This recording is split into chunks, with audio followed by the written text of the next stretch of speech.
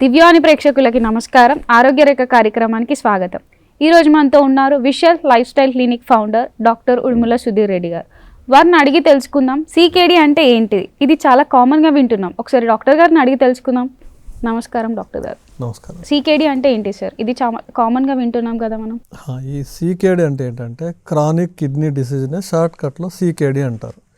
ఈ chronic kidney disease అంటే ఏంటంటే అంటే కిడ్నీ డిసీజ్లో రెండు రకాలు ఉంటాయి. Acute kidney disease, chronic kidney disease. ఈ క్రానిక్ కిడ్నీ డిసీజ్లో ఏంటంటే క్రమేపీ కిడ్నీ నష్టపోతూ ఉంటుంది, క్రమేపీ కిడ్నీ ఫెయిల్యూర్ వైపు బయలుదేరుతూ ఉంటుంది అనమాట. అంటే కిడ్నీ పనితనం పూర్తిగా 100% ఎఫిషియెంట్గా పనిచేయని పరిస్థితినే ఈ క్రానిక్ కిడ్నీ డిసీజ్ అన్నారు. ఈ క్రానిక్ కిడ్నీ డిసీజ్లో మీకు అనేక సమస్యలు వస్తూ ఉంటాయి. ఎందుకంటే మన శరీరం 100% ఆరోగ్యంగా ఉండాలంటే కొన్ని ఇంపార్టెంట్ వైటల్ ఆర్గన్స్ అంటారు. Brain, heart, lungs, kidney. అలా ఏ ఒక్క శరీర భాగం కొంచెం అస్తవ్యస్తమైనా దాని ప్రభావం మిగతా శరీరం అంతా, అంటే మిగతా మొత్తం ఆరోగ్యం అంతా కూడా ప్రభావితం చేయబడుతుంది. అందువల్ల ఈ కిడ్నీ ఆరోగ్యం అనేది చాలా చాలా ఇంపార్టెంట్. ఈ మధ్యకాలంలో ఈ క్రానిక్ కిడ్నీ డిసీజ్ పేషెంట్ల సంఖ్య మరీ ఎక్కువైపోయింది. ముఖ్యంగా మన భారతదేశంలో ఈ డయాబెటీస్ క్యాపిటల్ ఆఫ్ వరల్డ్, అంటే ప్రపంచానికి మన డయాబెటీస్ క్యాపిటల్గా మన భారతదేశం తయారవుతుంది. దీనికి ముఖ్యమైన కారణం ఏంటంటే మనం తీసుకునే ఆహారపు అలవాట్లు. గత 15-20 సంవత్సరాల్లో మారిన మన ఆహారపు అలవాట్లతో పాటు జీవనశైలి ఎంతో మారింది. దాంతోపాటు మన ఇండియన్స్ కంటే ఏషియన్ కంట్రీలో మనకు ఒక జెనెటిక్ ప్రాబ్లం ఉంది. అంటే మీరు ఎంతో సన్నగా ఉన్నా ఎంతో కొంత పొట్టు ఉంటుంది మనకు. అదే మీరు యూరోపియన్ కంట్రీస్లో కానీ వెస్టర్న్ అమెరికన్ అటు సైడ్ కంట్రీస్లో వెళ్తే వాడు 90 కేజీలు ఉన్నా ఫ్లాట్గా ఉంటాడు. సో మన వైపు అలా ఉండదు. మనం సన్నగా 50 కేజీలు ఉన్నా మనకు బుజ్జి పొట్టు ఉంటుంది. ఇదేంటంటే మీ తప్పేం కాదు. సో మన శరీరము మనకు వచ్చిన జీన్స్ పూల్ అట్లాంటిది. సో అందువల్ల ఈ పొట్టు ఎందుకు వస్తుంది? మనకు ఇక్కడ కొవ్వు పేరుకొని పోయి ఉండే ఒక గుణం కలిగి ఉంటాం మన జన్యురీత్యా.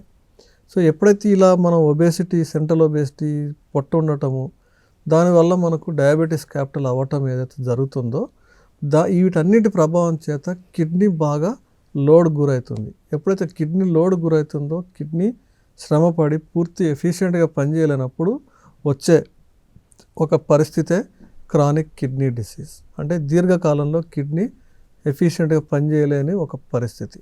సార్ సీకేడీకి ఏమైనా కాజెస్ ఉంటాయా సార్? ఈ సీకేడీ రావడానికి ముఖ్యంగా 2 కారణాలు. మొట్టమొదటిది డయాబెటీస్. ఈ డయాబెటీస్ ఇందాక మనం చెప్పుకున్నట్టు డయాబెటీస్ వల్లనే ఈ కిడ్నీ డ్యామేజ్ అయ్యే వారి సంఖ్య చాలా ఎక్కువ అవుతుంది.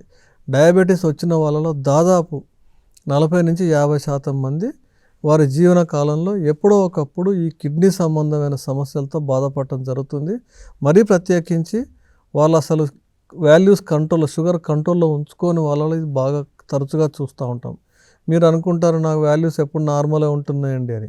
మీరు ఎన్ని ట్యాబ్లెట్లు వేసుకోవడం వల్ల మీకు షుగర్ నార్మల్ ఉంటుందో దానివల్ల కూడా మీకు లాంగ్ రన్లో మీకు ఈ కిడ్నీ ఎఫెక్ట్ అవుతుంది. ఎందుకంటే ఈ డయాబెటీస్ అనేది ఒక ప్రోగ్రెసివ్ డిసీజ్ అంటారు. అంటే మీకు వాల్యూస్ కంట్రోల్ ఉన్నంత మాత్రాన మీకు షుగర్ కంట్రోల్ ఉన్నట్టు కాదు. వాల్యూస్ కంట్రోల్ ఉన్నప్పటికీ మీ ఒక్కొక్క శరీర భాగం ఎఫెక్ట్ అవుతుంది. ఒక్కొక్క శరీర భాగం ఎఫెక్ట్ అయ్యే వాటిల్లో భాగమే కిడ్నీ ఒకటి, అలాగే నరాలు, కళ్ళు కామన్గా ఎఫెక్ట్ అయ్యేటి. సో ఫస్ట్ ఎఫెక్ట్ అయ్యేది నరాలు, కిడ్నీసే.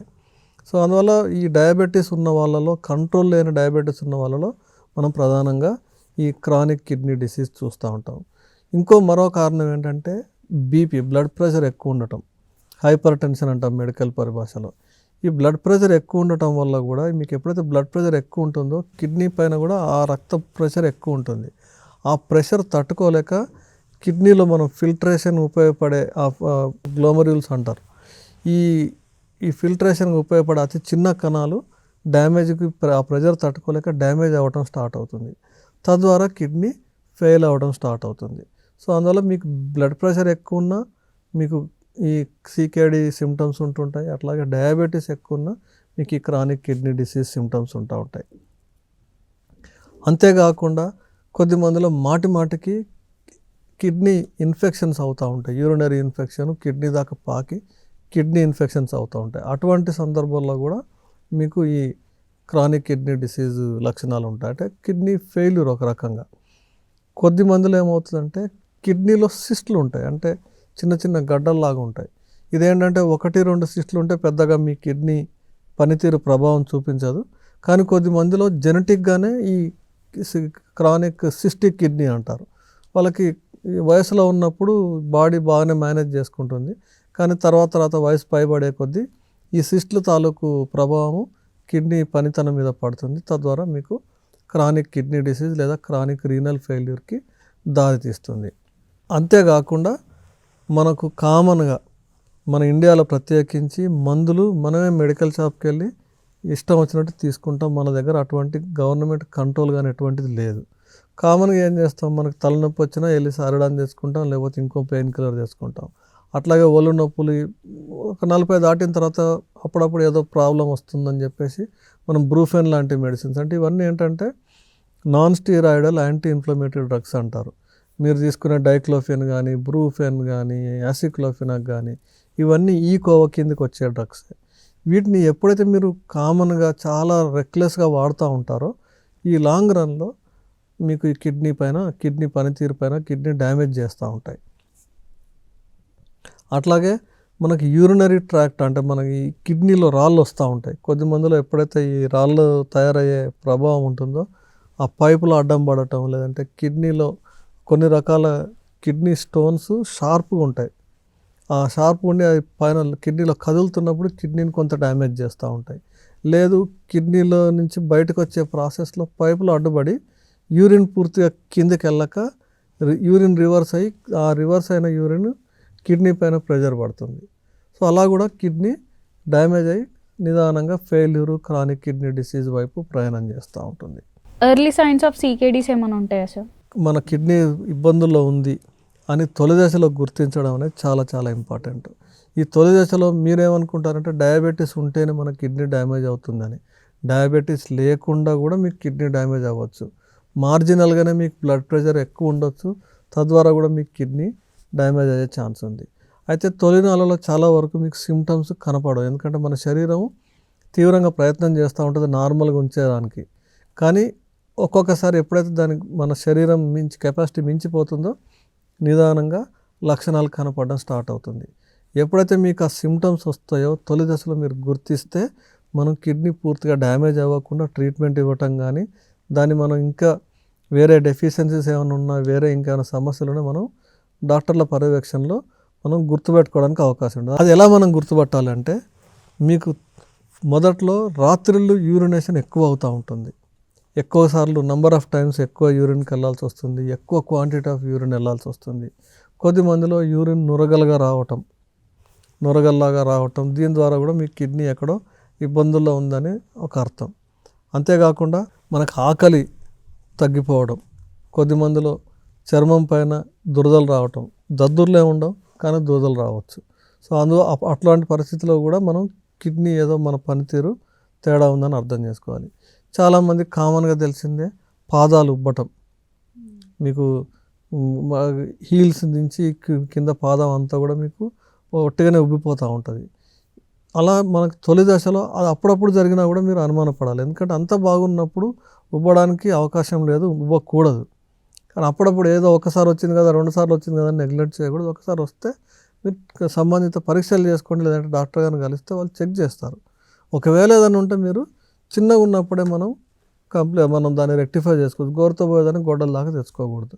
సో అలా మనం అర్లీ స్టేజెస్లో మనం గుర్తుపెట్టుకోవడం ద్వారా మనం ఈ క్రానిక్ కిడ్నీ డిసీజ్ దానికి సంబంధించిన కాంప్లికేషన్ని మనం ముందే ప్రివెంట్ చేసుకోవచ్చు. ఇంకా కొద్ది మందిలో ఆకలి మందగించటం, బాగా వీక్నెస్ అనిపించటం, అన్ఎక్స్ప్లెయిన్డ్ వెయిట్ లాస్ అంటారు. అంటే వాళ్ళు అంత బాగానే తింటుంటారు, అంత బాగానే జరుగుతుంది, కానీ ఎందుకో క్రమేపీ అప్పుడొక అరకిలో వరుసగా బరువు తగ్గుతూ ఉంటారు. సో వీటన్ని లక్షణాలు మనం తొలి దశలో గుర్తించినట్లయితే మీరు ఖచ్చితంగా అనుమానపడాలి, ఏదో తేడా ఉంది. కిడ్నీకే తేడా ఉందని కాదు, ఏదో తేడా ఉందని మీరు డాక్టర్ దగ్గరికి వెళ్ళండి. డాక్టర్ గారు వారు సరైన పరీక్షలు చేసి మీకు అర్లీ స్టేజెస్లోనే గుర్తుపడతారు. సీకేడీ అనేది బాగా ఎక్కువైన తర్వాత ఎలాంటి జాగ్రత్తలు తీసుకోవాలి సార్? సీకేడీ బాగా ఎక్కువైన తర్వాత మనకు వచ్చే లక్షణాలు బేసికల్గా కంటిన్యూస్గా మీకు వామిటింగ్ రావటము, వామిటింగ్ వచ్చినట్టు అనిపించటం, అస్సలే ఆకలి కాకపోవడం, మీకు అంతా చర్మం అంతా మీకు ముఖంలో ఒక కళ కోల్పోవటం, ఇవన్నీ మీకు కామన్గా ఫస్ట్ స్టేజెస్లో వస్తాయి. అప్పుడు చాలామంది ఏమనుకుంటారంటే నాకు అజీర్తి చేసింది అనుకుంటారు, మీరు అసిడిటీ మందులు వేసుకుంటారు, లేకపోతే కారం ఎక్కువ తిన్నాను తక్కువ తిన్నాను ఇట్లాంటి ఏదో అనుకొని నెగ్లెక్ట్ చేస్తారు. సో అది యాక్చువల్గా మీకు కిడ్నీ ఫెయిల్యూర్ లక్షణం, క్రానిక్ కిడ్నీ డిసీజ్ లక్షణం. మీకు కిడ్నీ డిసీజ్ బాగా ఎక్కువైన తర్వాత మీరు గాలి తీసుకోవడం అంటే ఆయాసపడుతూ ఉంటారు. అంతేకాకుండా మీరు బీపీ కంట్రోల్ అవ్వదు.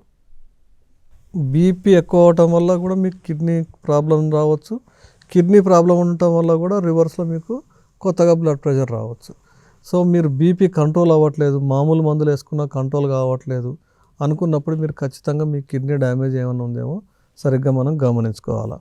అట్లాగే మీకు డార్క్ కలర్డ్ యూరిన్ వస్తూ ఉంటుంది. మీరు ఎంత నీళ్ళు తాగినా కూడా మీకు యూరిన్ బాగా చిక్కగా రావటం, పచ్చగా రావటం ఇట్లాంటివి జరుగుతూ ఉంటాయి. చాలామంది ఏమనుకుంటారంటే జాండీస్ ఉందేమో అనుకుంటారు, కానీ కిడ్నీలోనే సమస్య ఉందని అనుకోరు.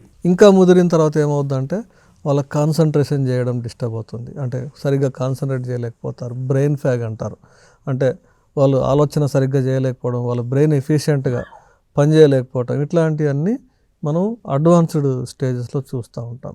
సార్ సీకేడీని ఎలా డయాగ్నోస్ చేయాలి సార్? ఈ క్రానిక్ కిడ్నీ డిసీజ్ లేదా కిడ్నీ ఫెయిల్యూర్ అవుతుంది లేదు, కిడ్నీ పనితనం మనకు తేడా వచ్చిందని మనం ఎలా డయాగ్నోస్ చేయాలంటే సింపుల్ బ్లడ్ టెస్టులు, సింపుల్ యూరిన్ టెస్టులు చేస్తే తొలి దశలోనే మనం గుర్తించుకోవచ్చు. ముఖ్యంగా కామన్గా మీ అందరికీ తెలిసిందే సీరం క్రియాటినిన్ అని ఒక బ్లడ్ టెస్ట్ చేస్తారు. ఈ సీరం క్రియాటినిన్ అనే బ్లడ్ టెస్ట్ చేయడం ద్వారా అసలు మీ కిడ్నీ ఎంత డ్యామేజ్ అయిందనేది తెలుస్తుంది. అయితే ఈ సీరం క్రియాటినిన్ మీరు తెలుసుకునేటప్పటికీ కిడ్నీలో ఎంతో కొంత డ్యామేజ్ జరుగుతుంది. దాంతోపాటు బ్లడ్ యూరియా నైట్రోజను, అంటే ఈ కిడ్నీలో సరిగ్గా పనిచేస్తుందా లేదా అని బ్లడ్ యూరియా నైట్రోజన్ లేదా బన్ అంటారు.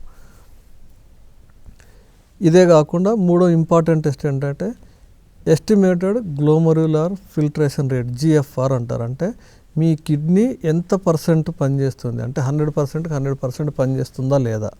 ఈ జిఎఫ్ఆర్ అనేది ఈ 3 టెస్టులు చేయడం ద్వారా అసలు మీ కిడ్నీ నిజంగా సమస్యల్లో ఉందా లేదా తెలుస్తుంది.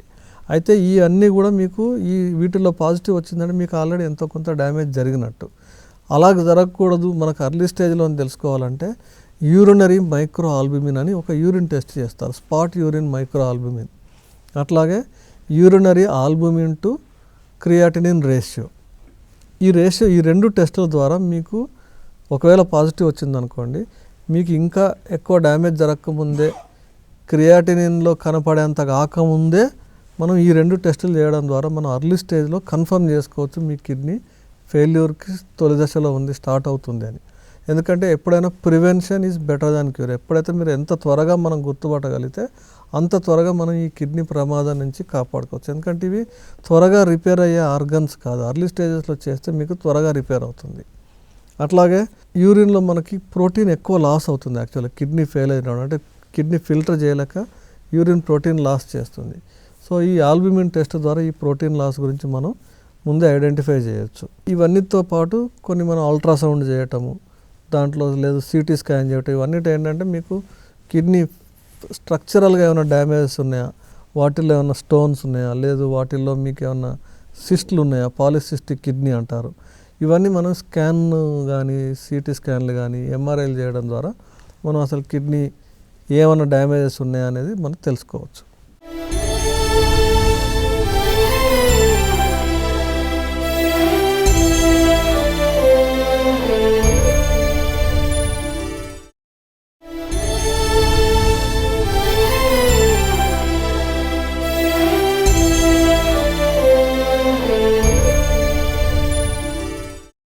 క్రానిక్ కిడ్నీ డిసీజ్ రాకుండా ఎలాంటి జాగ్రత్తలు తీసుకోవాలి సార్?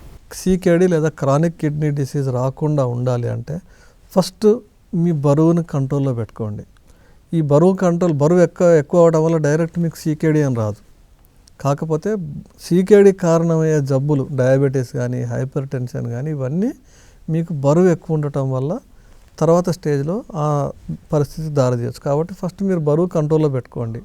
సరే బరువు కంట్రోల్లో పెట్టుకోలేదు, కనీసం బీపీ షుగర్ అన్న కంట్రోల్లో పెట్టుకోండి. అప్పుడప్పుడు 6 నెలలకు ఒక్కసారి నెలకు ఒక్కసారి మీకు ఎప్పుడు వీలుంటే అప్పుడు బ్లడ్ ప్రెషర్ చెక్ చేసుకోండి. ఇవాళ రేపైతే డిజిటల్ బీపీ మెషిన్లు వచ్చినాయి, అలా సరదాగా వెళ్ళి చెక్ చేసుకోండి. రొటీన్గా చెక్ చేస్తే కనీసం 15-20 మందిలో మనకు బ్లడ్ ప్రెషర్ ఎక్కువ ఉండేది తెలుస్తుంటుంది. మనం అప్పుడప్పుడు క్యాంపులు చేస్తూ ఉంటాం, అక్కడక్కడ ఆఫీసెస్లో క్యాంపులు చేస్తున్నప్పుడు వాళ్ళు నాకు అంతా బాగానే ఉంది అంటారు. బ్లడ్ ప్రెషర్ చెక్ చేస్తే వాళ్ళకి ఎక్కువ ఉంటుంది, వాళ్ళకి లక్షణాలే ఉండవు. ఇటువంటి వాళ్ళే తెలియకుండా ఎప్పుడైతే బీపీ చాలా ఎక్కువ ఉంటుందో ఇటువంటి వాళ్ళే ఈ కిడ్నీ ఫెయిల్యూరు, బీపీ ఎక్కువ అవటం వల్ల క్రానిక్ కిడ్నీ డిసీజ్లో బాధపడేవాళ్ళు. ఎందుకంటే వాళ్ళు సడన్గా ఏదో ఒకరోజు కొలాప్స్ అవుతారు, లేదా కిడ్నీ బాగా డ్యామేజ్ అనే సిమ్టమ్స్ వస్తారు. అప్పటికి ఎంతో కొంత నష్టము, మనం రిపేర్ చేయలేని నష్టం జరుగుతూ ఉంటుంది. మొట్టమొదటిది బీపీ, రెండు షుగర్ కూడా. అప్పుడప్పుడు ర్యాండమ్గా గ్లూకోమీటర్ టెస్ట్ లేదు ల్యాబ్కి ఇచ్చిన ఫాస్టింగ్ పోస్ట్లోంచి చెక్ చేసుకుంటే మీకు అసలు షుగర్ ఉందా లేదా తెలుస్తుంది. ఒకవేళ డయాబెటీస్ వచ్చిందే అనుకోండి, వచ్చినా కూడా సరైన డైట్ చేయడం, సరైన లైఫ్ స్టైల్ కరెక్షన్ చేసుకోవడం, ఏదన్నా చేసి మీరు షుగర్ కంట్రోల్ పెట్టుకోవాలి. ఒకవేళ మీరు డైట్ లైఫ్ స్టైల్ కరెక్షన్స్తో మీరు షుగర్ కంట్రోల్ లేకపోతే డాక్టర్ గారు సంప్రదించండి, వారు తగిన మందులు ఇస్తారు. ఏమైనా చేసి మీరు షుగర్ నార్మల్గా ఉంచుకోవడం మీకు చాలా అవసరం. ఎందుకంటే ఫస్ట్ దెబ్బతినేది నరాలు, ఆ తర్వాత కిడ్నీ, ఆ తర్వాత కళ్ళు. సో అందువల్ల కిడ్నీ ఒకసారి దెబ్బతిన్నది అనుకోండి, ప్రతి శరీర అవయవం దీనివల్ల దెబ్బతింటుంది. సో కాబట్టి మీరు షుగర్ వచ్చింది కంట్రోల్ చేసుకోవడం చాలా ఇంపార్టెంట్. అంతేకాకుండా సరైన వాటర్, మనం నీళ్లు తీసుకోవడం కూడా చాలా ఇంపార్టెంట్. అయితే మీకు కిడ్నీ డిసీజ్ బాగా అడ్వాన్స్ స్టేజ్కి వెళ్ళినప్పుడు మాత్రం వాటర్ క్వాంటిటీ తగ్గించాలి. అనవసరమైన పెయిన్ కిల్లర్లు, అనవసరమైన యాంటీబయాటిక్ యూసేజ్ మీరు స్వతగా తీసుకోకండి. అవసరమైతే తప్ప మీరు డాక్టర్ల పర్యవేక్షణలోనే మందులు వాడండి. ఒట్టిగా ఇష్టానికి మీరు యాంటీబయాటిక్స్ వాడారు, ఆ ఇష్టానికి మీరు పెయిన్ కిల్లర్స్ వాడారో ఖచ్చితంగా మీ కిడ్నీకి ఇది నష్టం జరుగుతుంది. కిడ్నీ ఒకటే కాదు, గ్యాస్ట్రిక్ డిస్టర్బెన్స్ అవుతుంది, ఇలా అనేక సమస్యలు అవుతూ ఉంటాయి. అండ్ ఆల్కహాలు, స్మోకింగు వెంటనే ఆపండి. మీకు ఒకవేళ ఇందాక మనం డిస్కస్ చేసుకున్న లక్షణాలు ఉన్నా, షుగర్ ఉన్నా, బీపీ ఉన్నా, మీరు ఆల్కహాలు పూర్తిగా ఆపండి. ఆల్కహాలే కాదు, కూల్ డ్రింక్స్ కూడా ఆపండి. ఆల్కహాల్ 100% డ్యామేజ్ చేస్తే కూల్ డ్రింక్స్ కనీసం 50-60% డ్యామేజ్ చేస్తాయి. సో ఈ రెండు విషయాలు ఆపండి. ఎందుకంటే ఆరోగ్యాన్ని మించింది ఏది లేదండి. మీరు సరదా కోసం చేసినా మీరు మీ ఆరోగ్యాన్ని డ్యామేజ్ చేసుకుంటూ చేస్తున్నారు, కాబట్టి అది మీకే ప్రమాదం. సార్, సీకేడి ఉన్న వాళ్ళు చేయాల్సిన పనులేంటి, చేయకూడని పనులేంటి?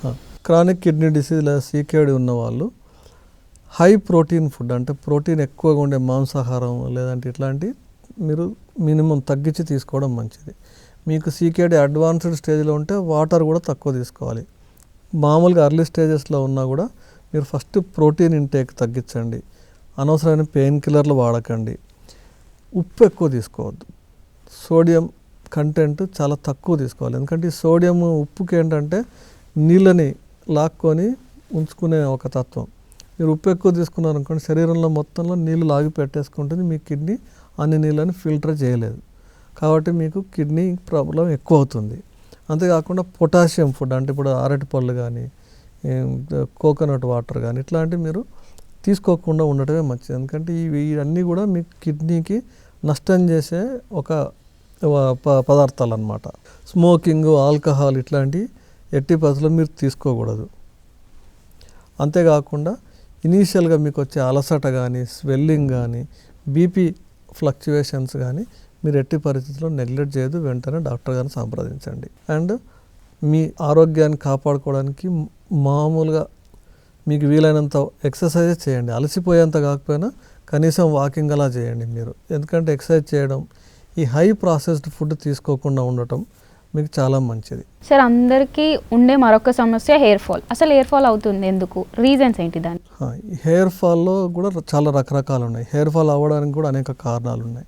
మీరు ముఖ్యంగా గమనిస్తే హెయిర్ ఫాల్లో కూడా మగవాళ్ళలో ఒక రకమైన హెయిర్ లాస్ ఉంటుంది, ఆడవాళ్ళలో ఒక రకమైన హెయిర్ లాస్ ఉంటుంది. మీరు చూస్తే ప్యాటర్న్ బాల్నెస్ అంటారు, అంటే ఈ పైన మట్టుకే హెయిర్ వెళ్తుంది, సైడ్స్కి హెయిర్ పోదు. ఎంత బట్టతలు ఉన్నా ఈ సైడ్స్కి పోదు. అది యాదృచ్ఛికంగా జరిగేది కాదు కదా, దాని వెనుక ఒక లాజిక్, సైన్స్ ఉంది. మీరు మామూలుగా హెయిర్ ఫాల్ అవ్వటం, జనరల్ హెయిర్ ఫాల్ అవుతుందని అనుకుంటారు, కానీ ముఖ్యమైన కారణం ఏంటంటే మగవాళ్ళలో ముఖ్యంగా టెస్టోస్టిరాన్, ఆండ్రోజెనిక్ హార్మోన్ యాక్టివిటీ వల్ల డిహెచ్టి అనే ఒక హార్మోన్ ఉత్పత్తి అవుతుంది. డైహైడ్రాక్సీ టెస్టోస్టిరాన్ అంటారు. ఈ టెస్టోస్టిరాన్ హార్మోను ఇంతవరకే ప్రభావితం చేస్తుంది. దాని ప్రభావం ఏంటంటే తలలో ఈ పై భాగము, చెస్ట్, ఈ అప్పర్ చెస్ట్, అప్పర్ బ్యాక్, ఈ 3 ఏరియాసే ఈ డిహెచ్టి అనే హార్మోన్ ప్రభావితం చేస్తుంది. దీని కారణం చేత మీకు ఈ బట్టతల వస్తుంది. దాన్ని ప్యాటర్న్ బాల్నెస్ అంటారు. ఇదే సేమ్ హార్మోన్ వల్ల మీకు మీసాలు, గడ్డాలు ఇవన్నీ రావటం జరుగుతుంది. ఇదే హార్మోను ఆడవాళ్ళలో పీసీఓడి అనే ఒక సమస్య ఉంటుంది, పాలిసిస్టిక్ ఓవేరియన్ సిండ్రోమ్ అంటారు. ఈ ఆడపిల్లల్లో పీసీఓడి వచ్చినప్పుడు ఏమవుతుందంటే ఆడతనానికి సంబంధించిన హార్మోన్స్ ప్రభావం కొంచెం తక్కువై టెస్టోస్టెరాన్ అంటే మగతనానికి సంబంధించిన హార్మోన్స్ ప్రభావం కొంచెం ఎక్కువ అవుతుంది, ఉండాల్సిన మోతాదు కంటే కొంచెం ఎక్కువ అవుతుంది. ఎప్పుడైతే ఈ మోతాదు ఎక్కువ అవుతుందో ఆడవాళ్ళలో కూడా మగవాళ్ళలో లాగా మీసాల గడ్డాలు రావటం, ఛాతీ పైన ఎంట్రుకలు రావటం, అలాగే పైన ఎంట్రుకలు పోవటం. జనరల్గా అయితే ఆడవాళ్ళలో ఈ టెస్టోస్టెరాన్ హార్మోన్ చాలా మినిమం ఉంటుంది కాబట్టి మగవాళ్ళలాగా ప్యాటర్న్ బాల్నెస్ రాదు. కానీ ఎప్పుడైతే ఈ పీసీఓడి కానీ వేరే వేరే కారణాల చేత ఈ ఆండ్రోజెనిక్ యాక్టివిటీ ఎక్కువ అవుతుందో ఆడవాళ్ళలో కూడా మగవాళ్ళలాగా ఇలా బట్టతలు వచ్చేస్తుంది. ఇది ఫీమేల్ ప్యాటర్న్ బాల్నెస్ అంటారు. ఇది మొట్టమొదటిది. రెండో రకం హెయిర్ లాస్ ఏంటంటే ప్యాచీ హెయిర్ లాస్ అంటారు. అంటే మీరు కామన్ పరిభాషలో చెప్పాలంటే పేనుగోరు కూడా అంటారు. ఈ ప్యాచ్ల కింద హెయిర్ లాస్ అవుతుంది. దానికి ముఖ్య కారణం ఏంటంటే ఇది ఒక ఆటో ఇమ్యూన్ డిసీజ్. అంటే మన శరీరంలో మన ఇమ్యూనిటీయే మన హెయిర్ రూట్స్కి పని చేయకుండా ఆపుతుంది. సో అందువల్ల మీకు ప్యాచీ హెయిర్ లాస్ అవుతుంది. ఈ పేను కొరిగితే మొత్తం తలంతా పోవచ్చు, ఐబ్రోస్ మొత్తం ఒళ్ళంతా పోవచ్చు. అప్పుడు అలోపేషియా టోటాలిస్ అంటారు, అలోపేషియా యూనివర్సాలిస్ అంటారు. అంటే మొత్తం అంతా పోతుంది. ఇవన్నీ కూడా ట్రీటబుల్ డిసీజెసే. ఓకేనా. ఇది కాకుండా మనం కొన్ని హార్మోన్ల ప్రభావం చేత, అంటే ఇప్పుడు మెనోపాజ్ అప్పుడు కానీ ఈ ప్రెగ్నెన్సీ తర్వాత మీరు కొన్ని హార్మోన్ పిల్స్ వాడతారు. ఇట్లాంటి సందర్భాల్లో కూడా మీకు హెయిర్ ఫాల్ అవుతుంది. అంతేకాకుండా కొన్ని రకాల కెమికల్ ఎక్స్పోజర్స్ వల్ల, ఇప్పుడు కీమోథెరపీ, రేడియోథెరపీలో మీకు హెయిర్ లాస్ అవుతుంది. దాంట్లో ఏంటంటే hair growth phase, maintenance phase, falling phase ఉంటుంది. ఎప్పుడైతే ఈ కీమోథెరపీ, రేడియోథెరపీ ఉంటుందో అనాజన్ ఎఫ్లూవియం అంటారు. అంటే ఈ గ్రోత్ ఫేజ్లో ఉండాల్సిన హెయిర్ మొత్తం ఒకేసారి పడిపోతుంది. అందువల్ల మొత్తం మీరు చూసుంటారు క్యాన్సర్ ట్రీట్మెంట్ అంటే గుండె అయిపోతారు. ఎందుకంటే ఈ గ్రోత్ ఫేజే ఆగిపోతుంది వాళ్ళలో. అందువల్ల మీకు ఒళ్ళంతా వాళ్ళకి హెయిర్ లాస్ అవుతుంది. ఈ టీలోజన్ ఎఫ్లూవియం ఏంటంటే మీరు సడన్గా క్రాష్ డైట్ చేశారనుకోండి, మీరు సడన్గా మీకు ఒకరోజు మంచి మూడ్ వచ్చింది, జనవరి 1కి నేను డైట్ చేస్తాను, బరువు తగ్గిపోతానని అడదిడ్డంగా అన్సైంటిఫిక్గా డైట్ చేస్తారు. డైట్ చేసినప్పుడు మీకు న్యూట్రిషనల్ డెప్లీషన్ అవుతుంది. అంటే ప్రోటీన్ లాస్ అవుతుంది, ఐరన్ లాస్ అవుతుంది. వీటి వల్ల మీకు సడన్గా ఈ హెయిర్ గ్రోత్ ఫాలింగ్ ఫేజు ఎక్కువైపోయి గ్రోత్ ఫేజు, మెయింటెనెన్స్ ఫేజ్ తగ్గిపోయి అలా హెయిర్ లాస్ అవుతుంది. ఇలా వచ్చే హెయిర్ లాస్లో ప్యాటర్న్ ఉండదు, మొత్తం అంతా ఈక్వల్గా హెయిర్ లాస్ అవుతుంది. సో అలా రకరకాల కారణాల చేత డిఫరెంట్ హెయిర్ ఫాలింగ్ అవుతుంది. మీరేమనుకుంటారు, నేను బాగా కొబ్బరి నూనె పెట్టుకుంటానండి, కొబ్బరి నూనె పెట్టుకున్నా కూడా నాకు మంచి హెయిర్ రావట్లేదని అంటారు. మీరు కొబ్బరి నూనె పెట్టుకోవటం వల్లనో, షాంపూలు వాడటం వల్లనో, కండిషనర్ వాడటం వల్లనో హెయిర్ పెరగదు. మీరు ఏం తీసుకుంటారు, మీరు తీసుకునే ఆహారం, అంటే మనం హెయిర్ పెరగడానికి ప్రోటీన్ అవసరం, ఐరన్ అవసరం, కొన్ని రకాల విటమిన్లు అవసరం, విటమిన్ ఈ, కే, ఇలా బి, ఇలా కొన్ని రకాల విటమిన్లు అవసరం. ఈ విటమిన్లు మీకు ఆహారం ద్వారానే వస్తాయి తప్ప విటమిన్ షాంపూ అని అదని ఇదని ఏం రావు. ఇంకా కొద్దిమంది ఏం చేస్తారంటే మన హెయిర్ పెరగడానికి ఎగ్గు కావాలి కాబట్టి తలలో ఎగ్గు కొట్టేసుకుంటారు. ఏం కాదు, మీకు గబ్బులు వేసిపోవడం తప్పితే ఏం రాదు. సో మీరు తినాలి. తినటం వల్ల మీకు పోషకాలు అందటం ద్వారా మీకు హెయిర్ ఫాల్ అవ్వటం కంట్రోల్ అవుతుంది. అర్థమవుతుందా? సో దాంతోపాటు మనం తీసుకునే మన జనరల్ స్ట్రెస్ తగ్గాలి. ఎప్పుడైతే స్ట్రెస్ ఎక్కువ అవుతుందో, ఇందాక మనం చెప్పుకున్నాక డిహెచ్టి యాక్టివిటీ పెరిగి హెయిర్ ఫాల్ ఎక్కువ అవుతుంది. కాబట్టి స్ట్రెస్ తగ్గించుకోవాలి. మనం తీసుకునే పోషకాహారాలు ఇవన్నీ జాగ్రత్తగా తీసుకోవడం ద్వారా మనం ఈ హెయిర్ ఫాల్ని కూడా కంట్రోల్ చేయొచ్చు. ఇంకా చాలా ముఖ్యమైన విషయం ఏంటంటే ఎక్కువ మంది అమ్మాయిల్లో ఈ మధ్య కాలంలో కాస్మెటిక్స్, కెమికల్స్ వాడుతూ ఉంటారు. హెయిర్ స్ట్రైటనింగ్ అంటుంటారు. హెయిర్ స్ట్రైటనింగ్ అంటే ఏం చేస్తారు, మీరు బట్టల్ని ఐరన్ చేసినట్టు హెయిర్ని కూడా ఐరన్ చేస్తారు. ఐరన్ చేసినప్పుడు ఆ హెయిర్ స్ట్రైట్ అవుతుంది. అంటే వేడి వల్ల దాని సహజ గుణం కోల్పోతుంది. అప్పుడు రూట్ బాగానే ఉంటుంది కానీ ఈ బాడీ హెయిర్ కాలిపోయి దాని స్ట్రెంగ్త్ పోయి బ్రేక్ అవుతుంది.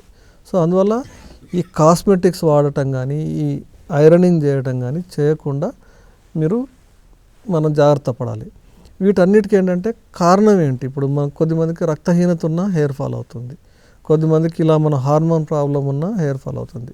వీటన్నిటికీ మనం మన విష్ హెల్త్ క్లినిక్లో ఏం చేస్తామంటే మీ కారణం ఏంటి, ఏ కారణం చేత మీకు హెయిర్ ఫాల్ అవుతుంది, దాన్ని బట్టి మనం ట్రీట్మెంట్ ఇచ్చి తద్వారా మీకు మళ్ళీ హెయిర్ ఫాల్ అవ్వకుండా మనం రెక్టిఫై చేస్తాం. దాంతోపాటు మీకు ఎక్కడెక్కడ న్యూట్రిషనల్ డెఫిషియన్సీస్ ఉన్నాయి వాటిని మీరు స్వతహాగా మీ ఫుడ్స్లోనే అన్నిటికీ పొద్దాకల ట్యాబ్లెట్స్ ఇవ్వడం కాకుండా మీ ఫుడ్లోనే ఏమేమి చేంజ్ చేయొచ్చు అలా చేస్తూ తర్వాత మా మందులపైన ఆధారపడే అవసరం లేకుండా ఎటువంటి సైడ్ ఎఫెక్ట్ లేకుండా ఈ హెయిర్ ఫాల్ని పూర్తిగా మనం కంట్రోల్ చేయొచ్చు. చూశారు కదండి ఈరోజు కార్యక్రమంలో సీకేడీ అంటే ఏంటి, దానివల్ల వచ్చే సమస్యలు ఏంటి, వచ్చినప్పుడు తీసుకోవాల్సిన జాగ్రత్తలు ఏంటి, లక్షణాలు ఏంటి అనేది ఎన్నో వివరాలు తెలుసుకున్నారు కదండి.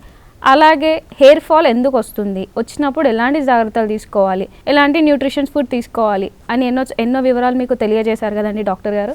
ధన్యవాదాలు డాక్టర్ గారు. మీకు ఉపయోగపడుతుందని ఆశిస్తూ వచ్చే వారం మరొక ఎపిసోడ్తో కలుసుకుందాం. అంతవరకు చూస్తుండండి మీ దివ్యవాణి టీవీ.